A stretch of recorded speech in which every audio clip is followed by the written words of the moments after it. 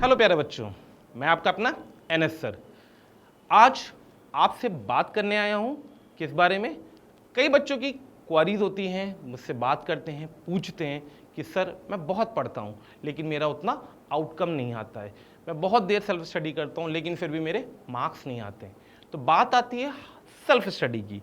Self study कैसे करें, कैसे अपने सेल्फ स्टडी आवर्स को बढ़ाएं। बढ़ाने की बात यहाँ पे ये नहीं हो रही है कि मैं 24 घंटे को 48 करने वाला हूँ, ऐसा कुछ नहीं करूँगा। मैं आपसे बात करने जा रहा हूँ कि सेल्फ स्टडी आवर्स को हम किस तरीके से इफेक्टिवली आउटकम में कन्वर्ट कर सकते हैं। तो मैं कुछ पीपीटी के थ्रू आपके कुछ पॉइंट्स पे इस पर डिस्कशन करूँगा। तो पॉइंट आता है how to increase the self study hours. तो लेट्स बिगिन।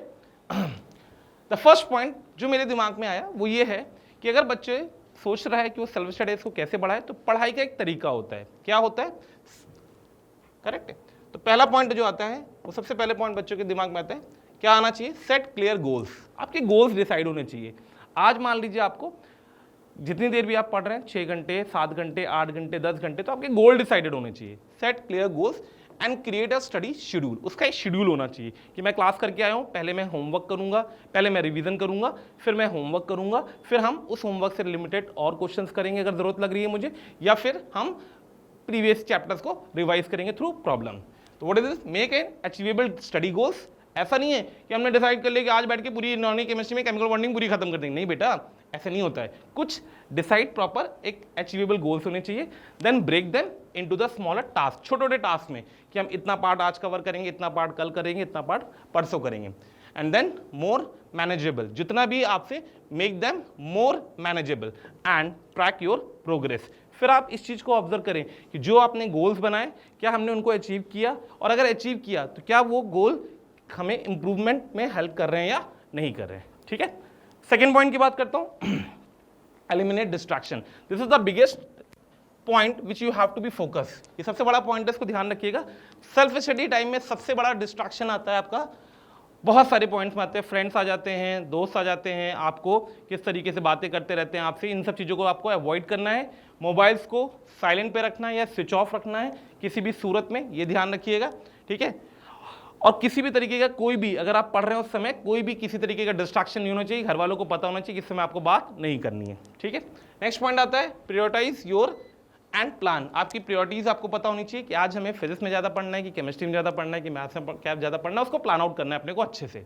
ठीक है। Identify the most important and challenging topics that required focused attention.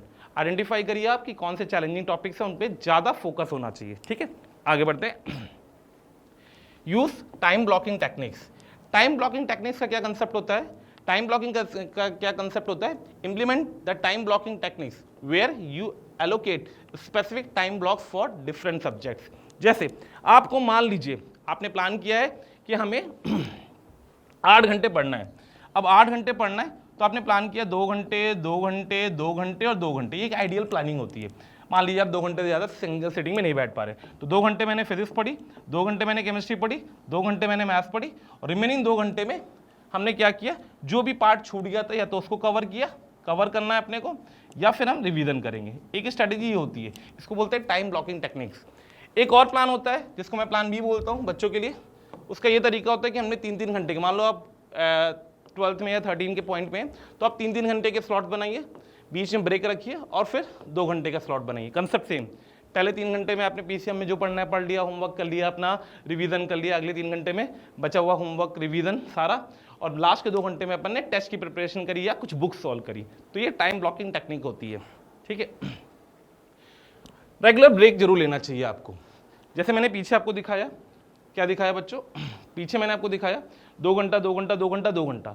तो इन 2 घंटे के बीच में आपने मान लो 10 मिनट का ब्रेक लिया, फिर 2 घंटा 10 मिनट का ब्रेक, फिर आपने 2 घंटा ब्रेक लंबा कर सकते हैं इस जगह पे, और फिर 2 घंटा। तो ये ब्रेक का शेड्यूल जरूर आना चाहिए आपकी।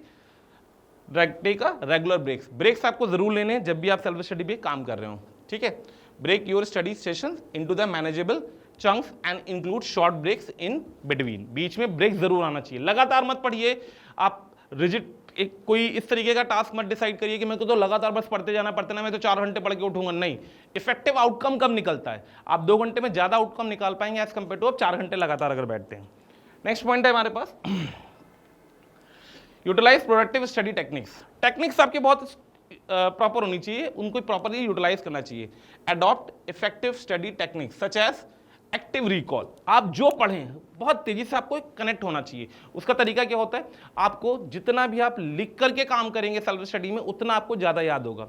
तो रिकॉल बहुत फास्ट करें जो भी आप पढ़ रहे हैं, स्पीड बहुत स्पेस्ड, रेपिटेशन बहुत ताबड़तोड़ होना चाहिए आपका। Summarising information in your own words, अपनी लैंग्वेज में लिख लिया करो। कई बार होता है कि बच्चों को फॉर्मूला है, टीचर ने कुछ बताया, आपको नहीं होता कनेक्ट कर पा रहे आप उससे, तो उसका एक तरीका होता है कि आप अपनी लैंग्वेज में लिखो। उस चीज़ को हिंदी में लिखना चाहो हिंदी में लिख लो, कि इसको याद करने की ये तरीका है। कई बार टीचर्स भी बताते हैं, आप उसको लिखें। सेल्फ स्टडी आवर्स में अगर आप उस टेक्निक्स को डेवलप करते जाएंगे तो आगे चल करके वही जो काम आपने 1 घंटे में किया था वो आधे घंटे में या 15 मिनट में होना स्टार्ट हो जाएगा।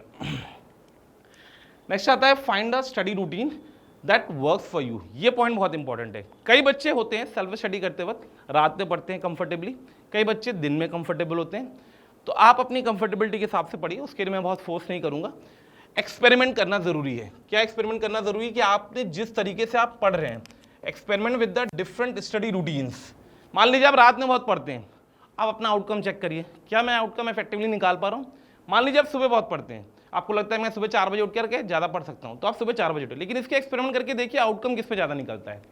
ठीक है, मैथड्स आपके पास होने चाहिए to find what suits your learning style and preferences. आपके प्रेफरेंसेस क्या है, आप किस तरीके से इजीली लर्न कर पा रहे हैं। Regularly assess your study routine.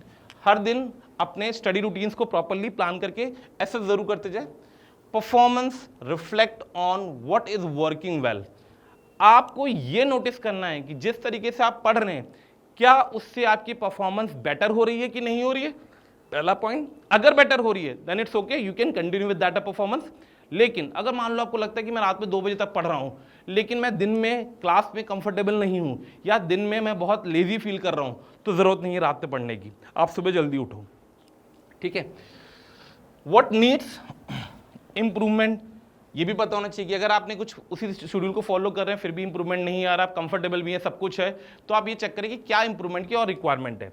Make adjustment and necessary to optimise your self study hours. अपने स्टडी आवर्स को ऑप्टिमाइज करें, आउटकम ज़्यादा निकलना चाहिए। बच्चा ज़्यादा देर पढ़ने से सिलेक्शन नहीं होता है, ज़्यादा देर पढ़ने के साथ साथ ज़्यादा आउटकम आने से सिलेक्शन होता है।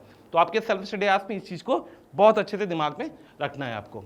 We are sure that these will help you increase your self study hours. तो मुझे लगता है कि जो पॉइंट्स मैंने बताए हैं उस पर अगर आप अच्छे से काम करेंगे तो आपका सेल्फ स्टडी आवर्स का शेड्यूल थोड़ा सा बेटर होगा और आपका आउटकम बेस्ट निकलेगा। Thank you so much.